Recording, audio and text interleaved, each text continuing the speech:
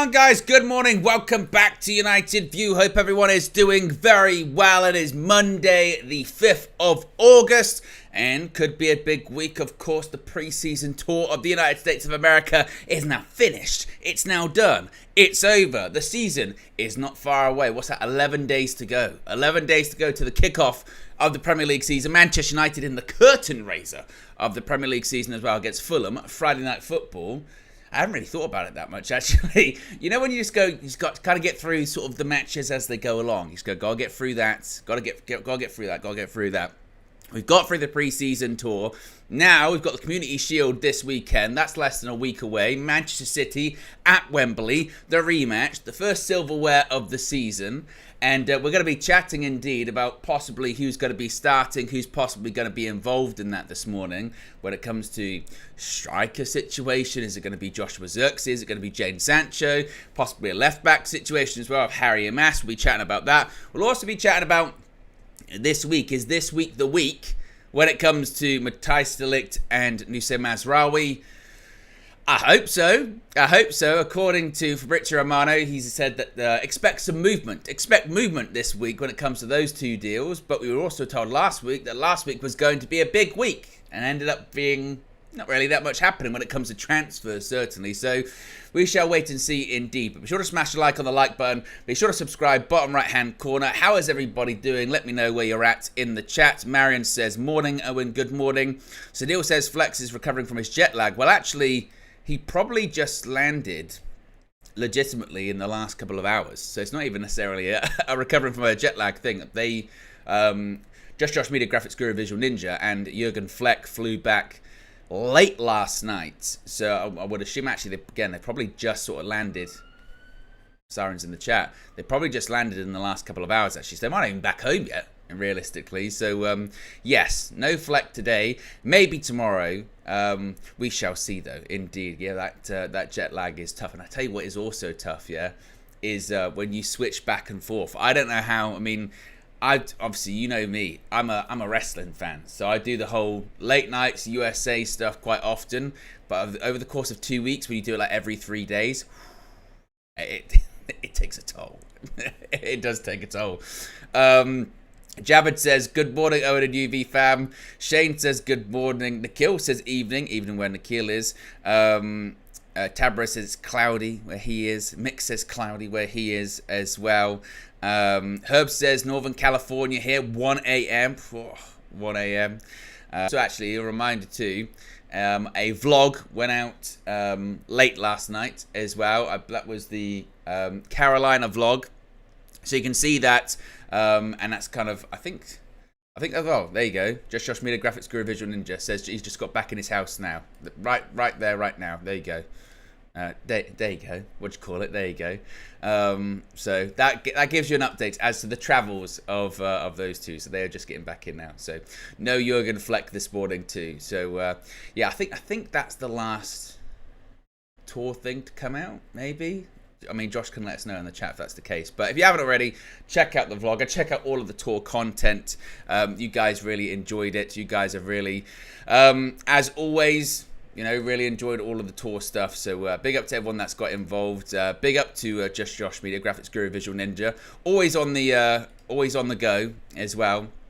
Doing all of the intros too.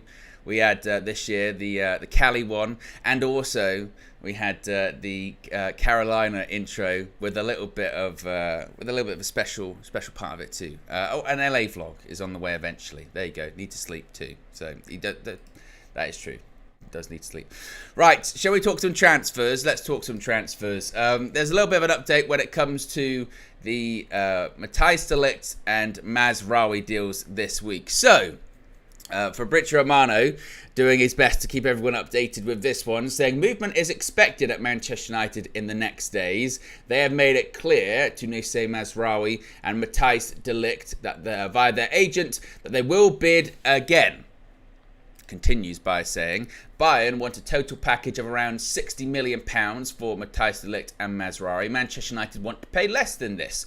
Conversations are ongoing and United are confident. I suppose that's the critical bit at the end there. United are confident. When it comes to de Ligt, Bayern boss Max Ebel has spoken about this possible transfer. He said, I will comment on it. The reasons for the upcoming move to Manchester United when the time comes. It is not the time yet. Matthijs has played very well here for 2 years, and that's why many fans like him. Nevertheless, you have to think about how you make decisions and also how the boy feels. He is still a player of FC Bayern, and as long as he is, he will get our support, all our support. Negotiations are ongoing between the clubs. Bayern are still demanding around 50 million euros plus bonuses, or some would say add-ons for de Ligt. And when it comes to this fee, once again, the Bayern boss has said, of course, all parties have to be happy, basically saying Bayern are going to get to what they want when it comes to their players, or players, I suppose. When it comes to that price, 60 million quid for both de Ligt and Mazraoui, I don't think that's that unreasonable, in all honesty. I know Manchester United, we've got our PSR and FFP issues that we're dealing with, and maybe that's basically what it is. It's just, well, we've only really got room in our budget for X amount. We can't really do 60.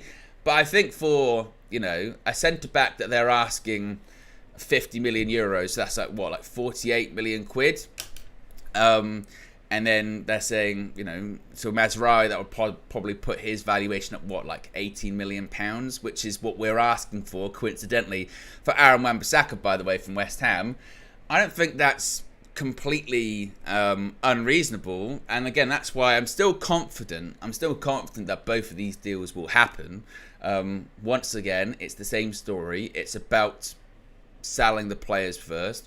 It's about Aaron Wan-Bissaka being sold in the case of Mazraoui, which I think will happen. I mean, I basically had a heart attack watching the game against Liverpool on the weekend, because the last few minutes when Wan-Bissaka went down and was holding, he was holding like his face, then he was holding like his ankle, and I thought, literally, I was like, disgraceful, absolutely disgraceful. Because at that point as well, he played like the whole game, and I was thinking, well, even before the game, I was debating on whether or not he was going to be starting. I was like, well, he might not start. He might not start because that would maybe, be an indication as to how close this sort of deal is, and if the deal is going to happen. And if he doesn't start, that would imply that, probably going to go to West Ham in the next couple of days if he is involved, or maybe it's not actually that close. Maybe we think, and then Manchester United were like, wait a minute. Play nearly the full 90. And nearly get injured at the end of it. I was like, oh, God, don't do this. But I think he's okay. I think he's okay. So that would look like that the West Ham deal is going to happen. But just, that is, when you do think about it though, it is baffling, isn't it? Truly. You got this guy who you're trying to sell. Not only are you trying to sell him, he is critical to getting this other player in that you want, your manager wants, the hierarchy's agreed on in Mazraoui. Like, we want to get Mazraoui. The player itself, you've agreed personal terms with. He's waiting for the deal to happen. You looks like you're getting closer and closer and closer and closer to Wan-Bissaka moving out the door to this West Ham one. Personal terms, he's agreed. There's a gap between valuation between both clubs, but you're going to get a bit closer. You would think you would just protect that and be like, right, it's going to happen over the next few days. It's a pre-season friendly, so it doesn't matter. The result is completely secondary. It's just about minutes. It's just about getting, some minutes in your legs, getting some sharpness, and avoiding injury. Why you would play him for like 80 plus minutes? And I get that the response would be, well, and there's no other right backs on the tour. My response to that would be, who gives a shit if there's no right backs on the tour? It's a friendly. It's a pre-season friendly. It doesn't matter. What really does matter is if Aaron Wan-Bissaka does get injured and that deal does get jeopardised, and not only then can you not sell Wan-Bissaka because West Ham won't want to buy an injured player, but we can't buy a replacement, and then we end up with nothing anyway because we just got an injured player on the book that we can't play, and we got another player down. I mean, it's baffling. I mean, it is baffling. Thankfully, as I mentioned, I think he's all right, and well, it's not certainly any reports to suggest otherwise. So looks like it's going to be okay. Looks like it's going to be fine. But still, when you think about the logic involved in that, it is nuts. I mean, really, really nuts. But the Mazraoui one looks like that is going to happen. And I suppose the positive thing will be is that if Wan-Bissaka does exit this week, the Mazraoui one can be done very quickly. So there's potential that he could play as soon as this weekend against Manchester City at Wembley. There's certainly potential for that. Of course, all of the squad's going to be back for the first time together at Carrington this week. I think the word is from the players that were out in the US. I think obviously they flew back pretty much straight after the game on Saturday, and obviously now they're going to have a couple of days off, and I think they'll be back on Wednesday. Of course, we know that all of the international players, they're going to be back if they're not already. I think the only players we're kind of waiting on to come back are like Kobe and Ligt, I think. They should be back either today or in the next couple of days. So by Wednesday, certainly, everyone will be back. So whether or not a deal can be done quickly and Mazraoui could possibly be available for the game at Wembley, we shall see. I think when it does come to Wan-Bissaka in that game at the weekend, I think it was the perfect encapsulation of Aaron Wan-Bissaka in terms of the debate. You know, I have seen some pretty wild takes about Wan-Bissaka and his departure. Now, I understand the debate about his one-on-one defending and his last-ditch tackle defending, and how if you do get rid of him, you're not going to have that with a Mazraoui. You're not going to have that from anyone, and that's his strongest attribute. And United aren't that super strong team that they're dominating every single game. There are going to be games when they're going to go up against better teams or better wingers, and you're going to need to lock those wingers down. I totally get that. But we also saw in that game against Liverpool the reason why you would also want to maybe consider an alternative, because you want your fullbacks, certainly in this system, to be much more comfortable technically on the ball, to be comfortable higher up the pitch, which Wan-Bissaka was not in that game. And that's never been his strong suit. And people have pushed back on that and go, that's a myth. It's a myth that he can't, that he's not very good on the ball. That's not a myth. I mean, you've watched the game. He's really good one-on-one defending. Last-ditch tackle against Liverpool, it was great. It was fantastic. No doubt about that. He did the scoop slide tackle again. That is Aaron Wan-Bissaka's forte. That's what he's really, really good at. He also, as part of the first goal, gave the ball away. A lot happened after that. Fairness, Casemiro knees disappeared and got completely sat down from a sort of half shimmy, but then also as well there was a good bit of build-up play from United. Goes to Wan-Bissaka to cross it in the box. I don't even know if it went in the box.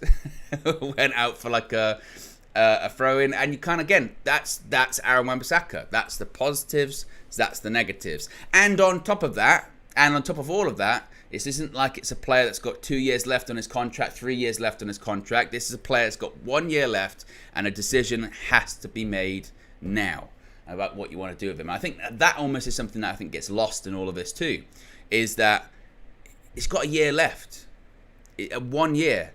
So when we're talking about prices, when we're talking about, it's the wrong decision for Manchester United to do it, well, what are we going to do then? What are we going to do? Are you going to either give him a new contract, which is what you have to do, or you have to sell him? That's the two choices you have. You can't wait and see, because otherwise he's going to leave on a free. You can't we're like, well, we'll wait and see, and then you get to January, like, oh, actually no, we don't want to keep him anymore. Well, who's going to buy him with 6 months left on his contract? He'll go on a free.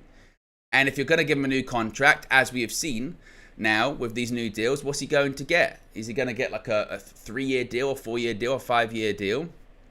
So you have to make a decision. You have to make a call.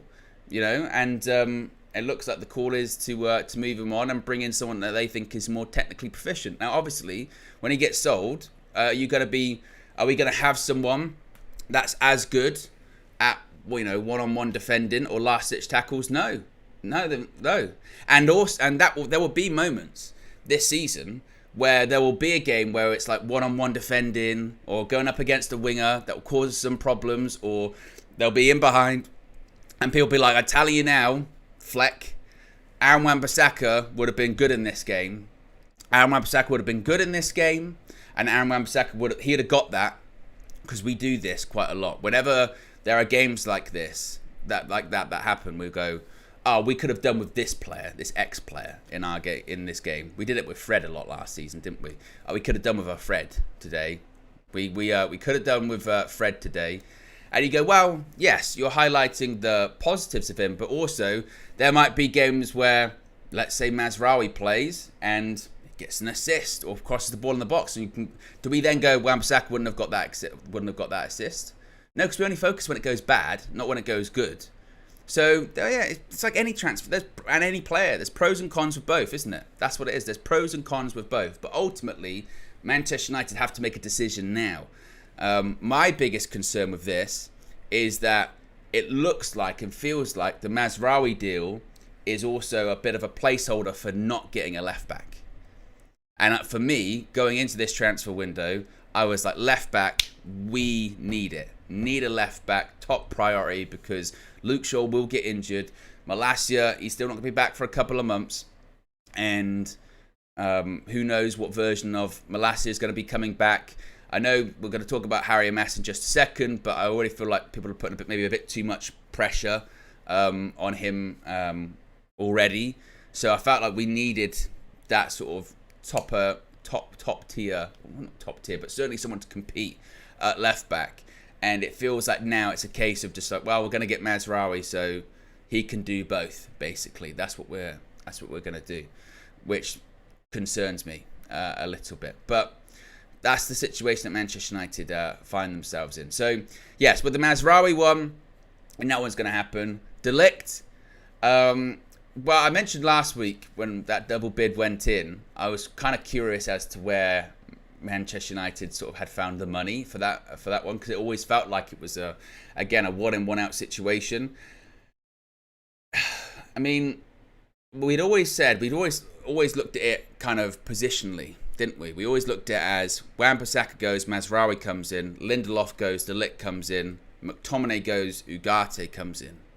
And now it kind of feels like actually maybe the McTominay exit is going to kind of fund quite a lot of things.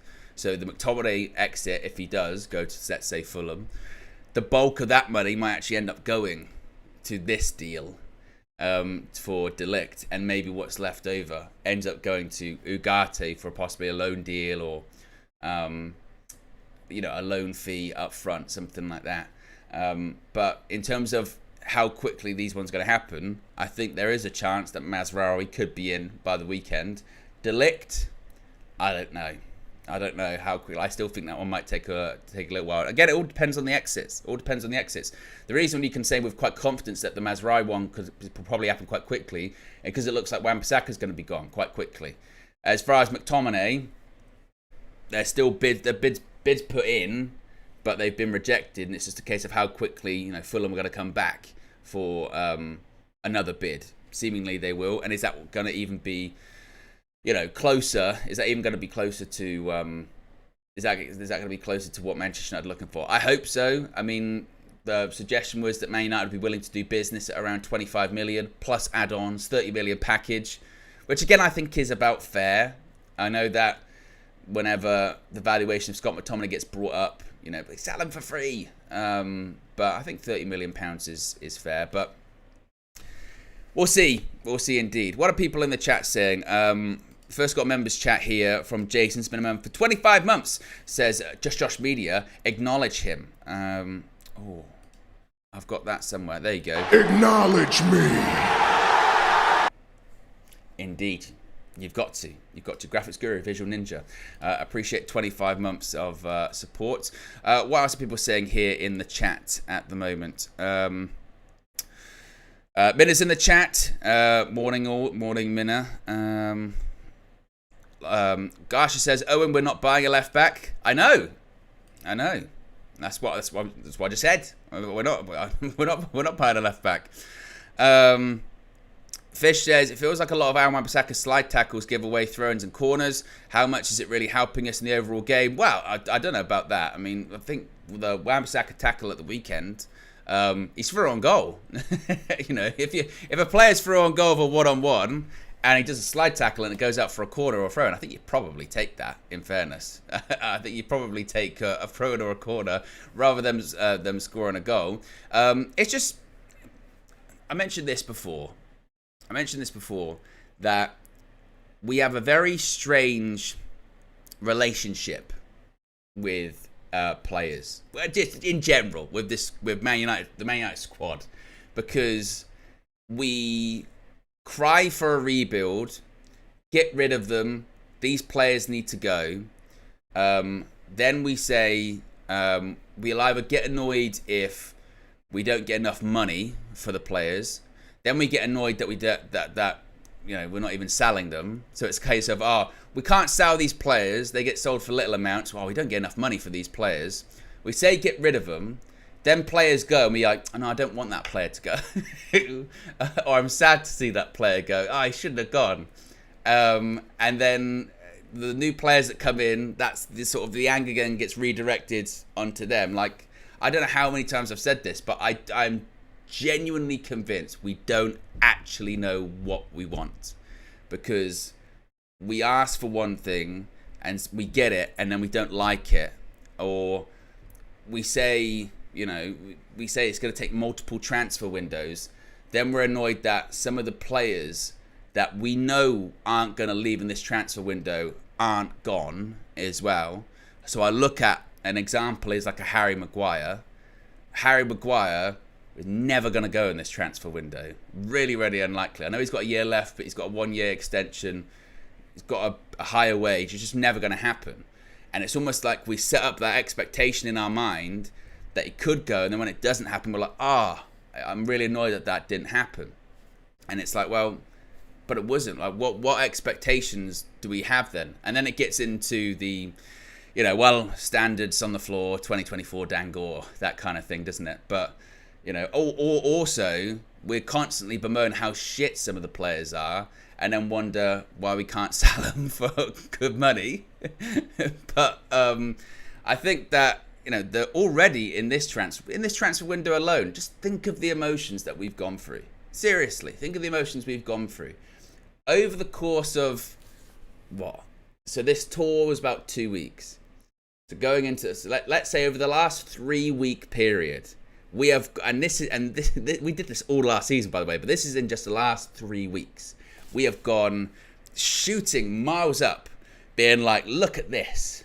We signed 2 players fast. One we hijacked. They thought he was going to AC Milan. We got him. The other one, we got him from Lille, but people thought he was going to Real Madrid. They were told foolish, going to go to Real Madrid. We've moved some people on as well. We sold Mason Greenwood. Camboila's gone. Donny van der Beek's gone. You look at the free agents that left in the summer. Martial, big wages. Varane, sad to see him go. Probably the right call because of wages. I tell you what, we mean business here.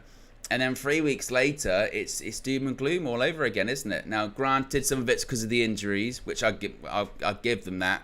I'll give you that. Particularly with the Lenny Oro one, because one of those players that we signed is injured for 3 months, which is typical.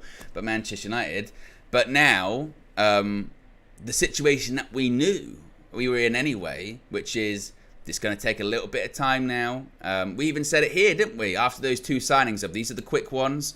But after that now, it's going to take a bit of time because you've got to sell players. And we know it's difficult to sell players because they're on the big wages. They don't want to leave Manchester United. Can only really do it if they've got a year left in their contract. It's going to be a bit tough. Got to be a bit patient with that. So far, they've done a pretty good job in doing that. But, it's still going to be a bit challenging. Some players are still going to come in. And also when it comes to the season ahead, it's going to be a tough season still. Hopefully be better than last season. But everything can't be fixed in one window. And And now, once again, it's just complete doom and gloom, isn't it? I'm just like, we're terrible, we're awful, we're gonna get relegated, based on pre-season, of course, and even that result of the weekend. And maybe it's just ops, and maybe it's just trolls or whatever. But I saw a lot of judgment on that game against Liverpool that I'm convinced from people didn't watch the game. They just saw the result. They just saw 3-0 and went, wow, United must have been completely terrible in that game. They must have been completely terrible. Lost 3-0. Man United in the mud. Ten Hag in the mud. Fans in the mud. It's going to be a long season. Even with the narrative that I can't believe Arne Slot beat Erik ten Hag in his third game or something like that. Completely ignoring that, of course, Erik ten Hag beat Jurgen Klopp in his first game on a pre-season tour 2 years ago. And again, it doesn't count for anything. We joke facetiously, but whatever. But if you watch the game at the weekend, there were a lot of positives to take from it in terms of the play style and creating chances and intensity. Just weren't clinical enough. And then also, when you look at the way that we did play and the team that was out on the pitch, you go, actually, considering the team that was out there, that wasn't actually that bad at all, was it? Because let's face it, you look at that team, the entire back four is not the starting back four. You still had youth players in that team. We didn't have a striker in that team. One because one's injured, the other's at Carrington. So there certainly are positives to take from it, and you can't get massively carried away. Some of our biggest and most critical players weren't even on the tour, weren't even involved in that. So yeah, it wasn't, again, I don't think it was a huge, stuff to get completely carried away with. And we've we've done that up and down all pre-season, haven't we? With some of the results and stuff like that. Every time we win, it's only pre-season. Every time we lose, it's the end of the world, basically. And I think that's twofold, isn't it? That's one from the media. That they will do that every single time. So every time we've lost in pre-season, the media have had a field day because they go, right, we can feast here, we can write stuff, and then I think if you then have fans that are on the fence or concerned, you see that and it provokes a reaction. It generates a reaction too. So we'll see when the season starts proper. Indeed, what really happens? It might be exactly the same when the season starts, and then you'll be proved right. Or like it has been a lot of times with a lot of clubs, it really counts for not that much. Doesn't count for nothing, really. I mean, I know Manchester City beat Chelsea at the weekend 4-2, and Chelsea were horrible. But before that, had City even won a pre-season game? I don't think so. It's pre-season. It is kind of what it is. The bigger concern would be after this weekend in the Community Shield, when it's not even still going to be the strongest team, because obviously players won't have full minutes. There probably will be a game behind closed doors. Probably maybe this week, maybe not, maybe afterwards. I'm not sure. But if it's like that, and you get completely outplayed and absolutely smashed, and you go, well, that is a concern, isn't it? That is a massive concern, because all of the players, apart from the injured ones, of course, are back at that point. But that wasn't the case. But I suppose that's the life of a Manchester United fan. But we shall see, because people will say that people talked about the way Liverpool played, but United created more chances. I think had more shots. I think Liverpool, how many shots on target did they have? Was it like 4? Scored 3 goals? But that's funny, because when that's the other way round, that's not sustainable football. That's Manchester United fluking it. So you can't win, can you? Joe Fleming with the super chat says, signing 2 injury-prone defenders on 5-year deals who used to play for Ajax when we had such defensive injury issues last season is a big no from me. Well, again, this is when it gets back into sort of narratives, isn't it? I would agree with you with Mazraoui. Certainly his injury history is very concerning. But as we had kind of spoke about before, the Ligt, he's injury prone thing is just not totally accurate.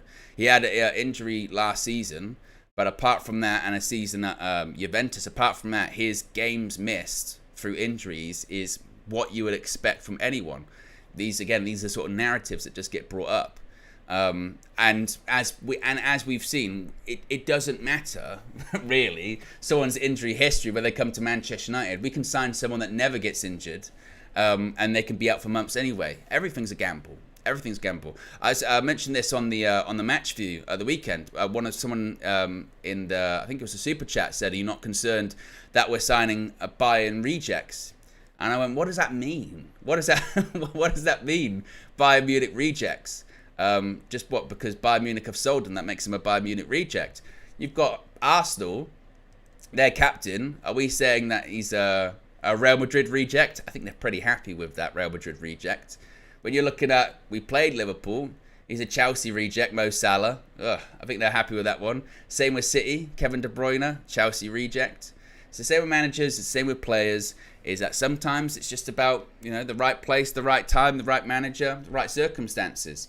And if we're signing people based on saying, oh, we can't sign them, why?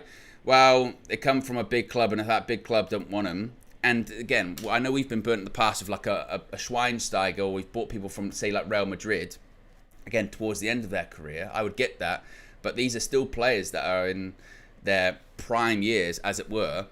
All right, let's not get them then. Let's not bother. Let's not bother. I mean, with the injury stuff too, again, the Mazraoui one, I would give you that because his injury record is not great, and that is a concern. That is a concern. But, with De Ligt, we have to also remember, players do get injured. It's just a problem with Man United, they get injured way too often. That's the issue. Everything's highlighted.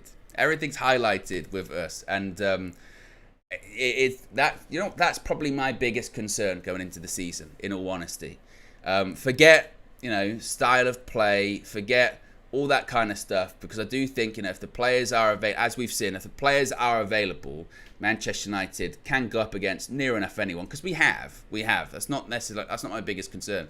My biggest concern going into this season is that it would appear, based off the preseason tour, that the concerns about injuries and keeping players fit and all that kind of stuff, it would appear they haven't really gone anywhere.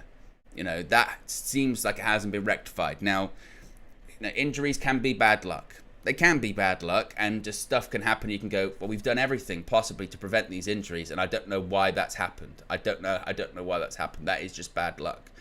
But there was such a big conversation, wasn't there, about injuries, and such a big conversation about taking care of the players and the medical team and training and all that kind of stuff. And we'd been assured that there had been these audits done, these investigations done, and it would appear that not a lot has changed. But I suppose we're in the territory. We've been told that it's new medical people, new physio, new sports science people, that maybe those were just bad luck. Maybe, although I did think some of the narratives, again, were getting a bit carried away, because they were looking at it going, with the Will Fish injury, people were going, another injury, what's going on at Manchester United, this is terrible. And then when you watch the Will Fish injury, you go, well, that wasn't like a muscular, he pulled his calf or his hamstring because the players are overtraining. If you watch the game, Christian Eriksen gives him a short pass and he flies into a tackle because of the short pass. And I don't know what happened. I don't know if they've actually confirmed what it is. It looked like it might have been like a break or something, which is just a nightmare for him. And but he was on the periphery of the squad anyway. They'd probably gone out on loan. He's been out on loan however many seasons to Hibs.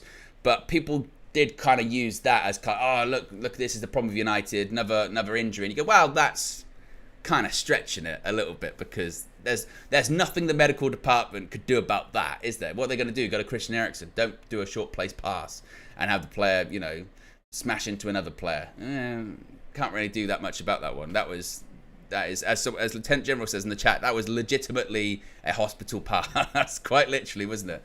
So yeah, that one was a bit kind of, stretching things, I think, a little bit. We're already at 500 likes, by the way, guys. If you haven't already, click the like button. Let's see if we can get it to 500. That's the latest when it comes to Ligt and Mazraoui. A bit on Harry Amass. I do want to talk about him because he did have a very good preseason tour. And people have been talking about what his role could be. United moving forward this season. So Ten Hag said, I said already the other day, there is a potential, but he has to improve. But I think in the last 12 days here on the tour, he has made big steps. He was really tested in defending, and he made a step forward, but there is still a long way to go. Now, I think it's a really interesting, actually, debate about Harry Amass, because I would agree with Erik Ten Hag there. I think that he did do really well on the tour. I mean, he was the starting left-back on the tour. Now, granted, of course, that's because we did have no senior left-back, so he had to play all the games, but that's an opportunity. That's an opportunity for him, and I do think that he took that opportunity.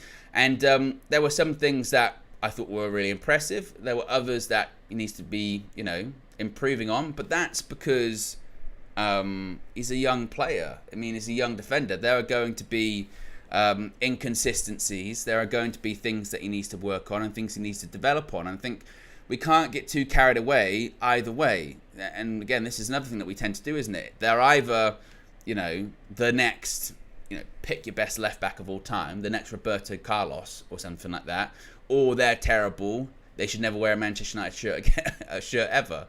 I do think that the discussions of we don't need another left back because Harry Amass can just fill in for now is a bit concerning, because I do think with him that there still is a bit of a way to go. As Erik Ten Hag said, he's not at the stage like Kobbie Mainoo was. When we saw it in preseason last year, and that's why it wasn't really that much of a surprise in the league, was it?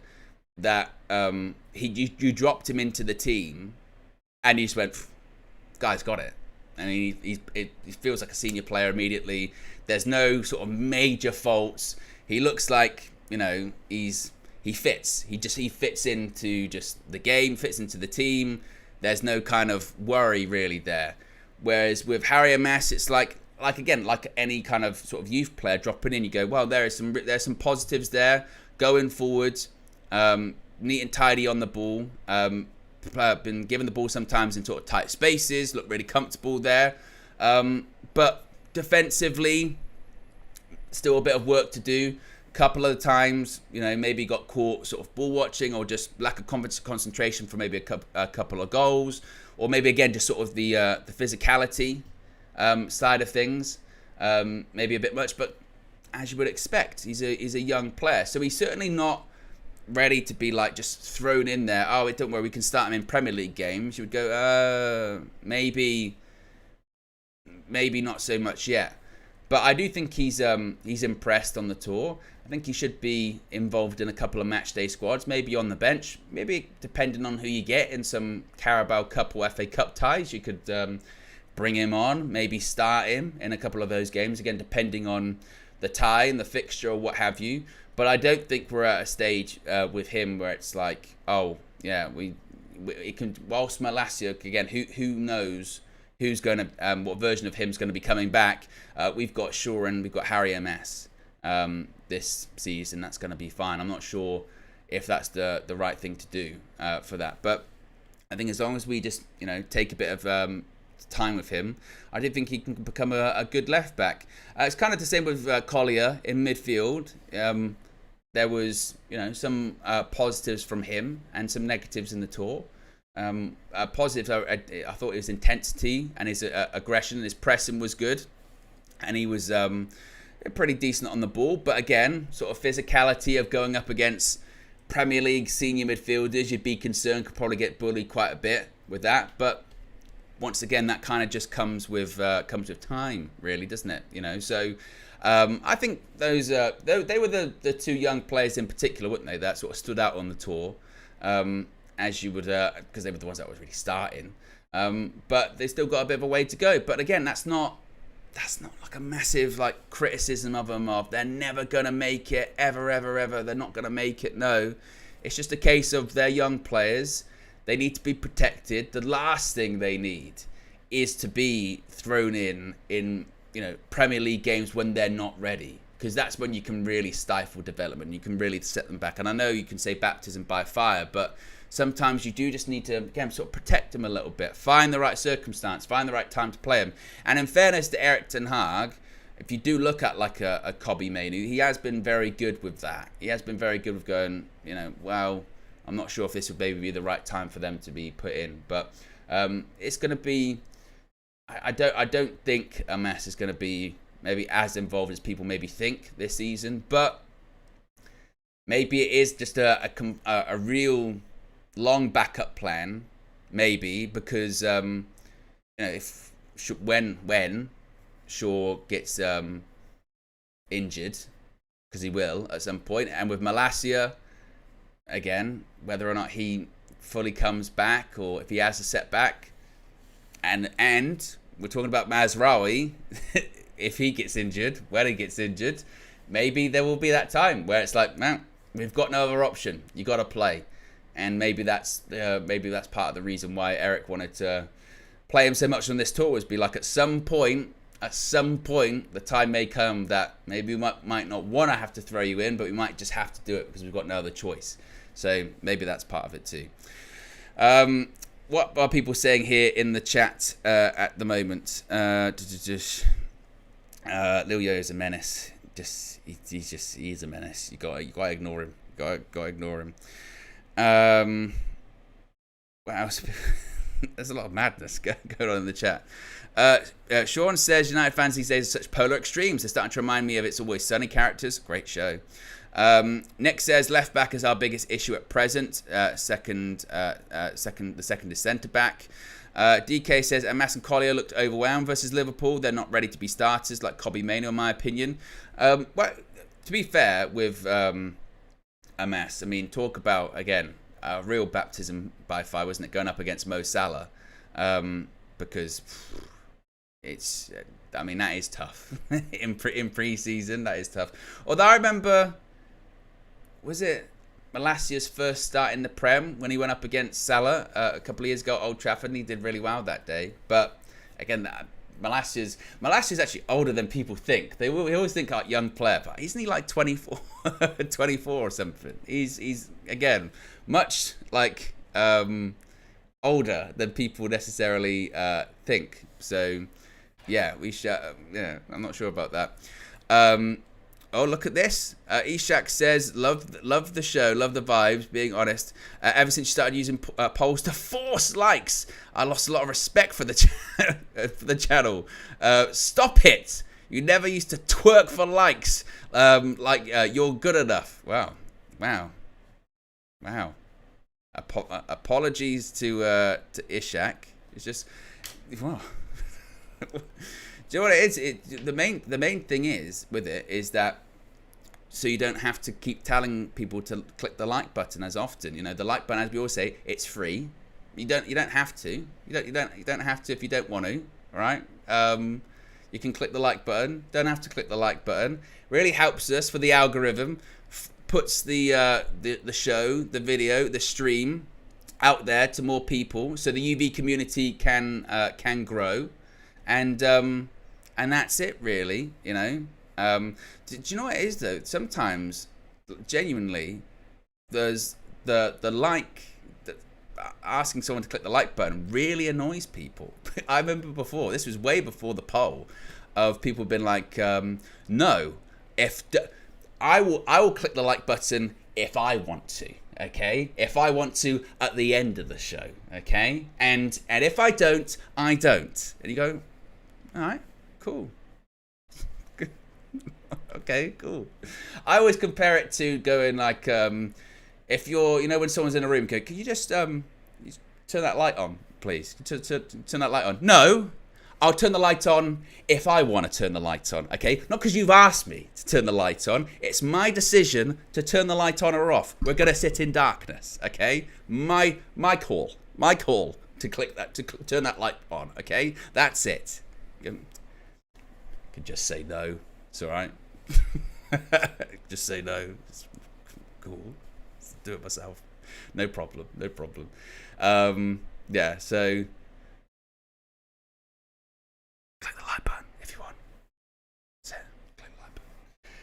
There's a little bit about Jadon Sancho as well. Jadon Sancho, Erik ten Hag was asked if Jadon Sancho could play up front against Manchester City in the Charity Shield, because of course Xerxes might not be totally ready yet, hasn't played a game yet, has only been training for a week. Of course, we know Rasmus Højlund is injured.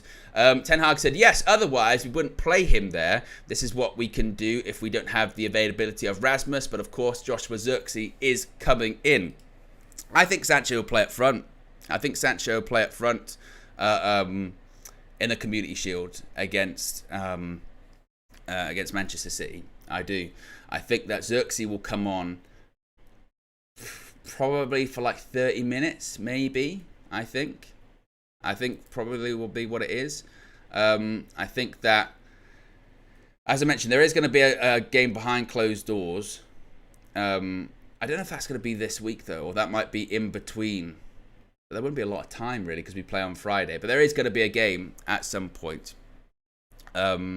So, yeah, I think Sancho starts up front. And again, I'm not totally against that, by the way. I'm not totally against that. I think what we could see, because remember, we saw this at the end of the season. I mean, we saw it against Manchester City in the FA Cup final at Wembley, which was the 2 false 9 situation. I think that actually we might see this sort of 4-2-2 again. We saw that at the end of the season, didn't we? We saw Bruno and Scott McTominay as kind of false 9s towards the end of the season. And I think we could probably see it again. We could see maybe Bruno and Sancho as false 9s. Then you got sort of Rashford and Ahmad out on the out wide.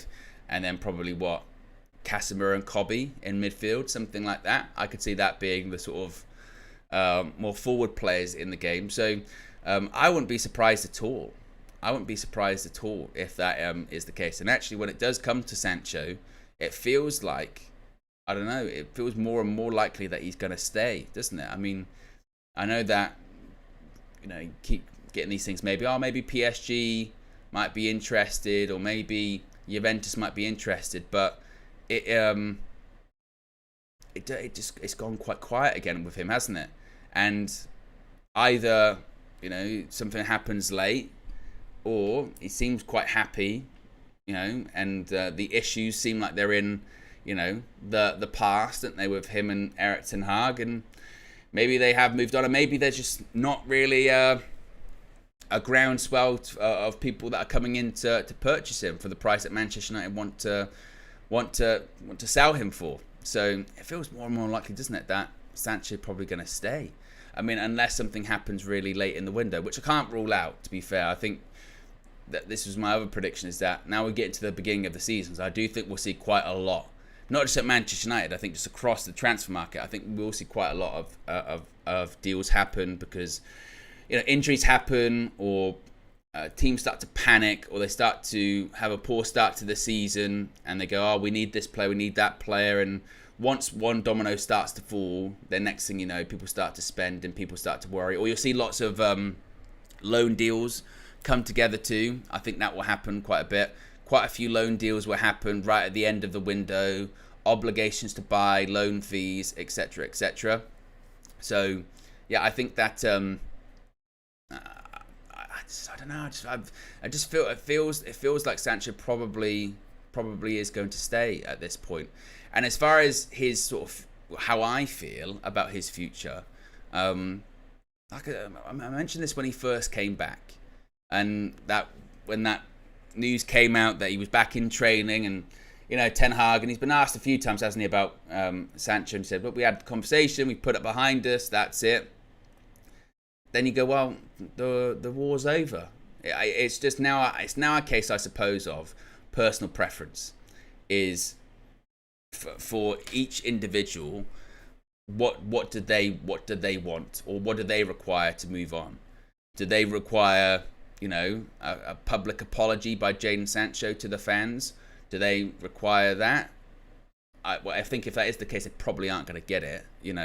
I think if Jadon Sancho did do an interview where he was asked about all of that, which I don't even know if he will. I mean, he did the interview the other day with MUTV, which was very soft. Just kind of talking about how good it was to be back on the pitch and excited about, being in the USA and all that kind of stuff. He was never going to be asked about, so do you hate Eric? No, especially not on MUTV. If he does an interview with, Sky or something like that, maybe that will happen in the future. But for me, I can again only speak for myself. I'm just like, well, if all involved have moved on, then I move on. You don't want to dwell on the past that much. That's why I'm sort of, when I'm looking at last season, I know a lot of people are still quite hyper focused on last season, but it's kind of done, isn't it? It's done. It's moved on. And we certainly did. I thought we established the rules last season, which is you can't talk about the season prior. You have to talk about the present. You can only talk about the present. Can't talk about the past. Because last season, when we were talking about Eric's first season, it was like, no, we're talking about this season. So naturally, we can only talk about this season. We can't talk about last season, right? Is that what it's got to be? For me, I'm just like, well, if Jadon Sancho's moved on, if Erik ten Hag's moved on, then I've moved on. Then I'm like, well, clearly they're fine now. So that's it. Move on. Some people will be different. That's fine. Some people will be like, I need a public apology, or I need something a bit more for me to forgive him. Cool. Again, I think that probably comes down to personal preference. Ultimately, I think if a PSG did come in and put £40 million on the table, I'd be looking at Man United going, you could do a lot with that 40 million. What do you want to do with it? And ultimately, it'll come down to what Jadon Sancho wants to do at that point. If an offer came in and Jadon Sancho wanted to leave, then he should leave. And that's the case for any player, by the way. Doesn't matter if that's Jadon Sancho, doesn't matter if that's Bruno Fernandes, doesn't matter if that's whoever. If any player goes, I don't want to be at Man United, then they should leave. Because the last thing we need is to have players that don't want to be at the club when we're trying to, build for the future. So, but I just, given how quiet things are surrounding him at the moment, I kind of just feel like, I just feel like he might end up staying now because things are so quiet with him. Unless, again, it's a case of something happens really, really late. Joe Fleming says, thoughts on Onana at fault for 2 goals versus Liverpool, in my opinion. He was not good on Saturday. Not just obviously for the goals. There was a cross that came into a box. He just sort of did I thought he was going to do the Onana punch thing. He didn't even get really near it. For a goalkeeper, talking about his distribution, his distribution was really bad. Really, really bad. Long passes were just straight down the pitch. Or going out for touch. It wasn't a good game. It wasn't a good game for Andre Onana. The hope would be that, again, when it's the strongest defence there, that's better in terms of his playing out from the back. But we know what we've got now with Andre Onana. This was the thing last season, wasn't it, with him? Is that when he was making all of those mistakes, and you go, well, that's not him in the sense of that he can only do that. He can get better than that, and he did, because then after that he was a bit more steady, a bit more consistent. But I think that his shot stopping ability, or his more fundamental goalkeeping ability, I think can only go so high. It can't be almost overlooked about it. You know what game actually summed Andre Onana up perfectly, I think, was actually the FA Cup final.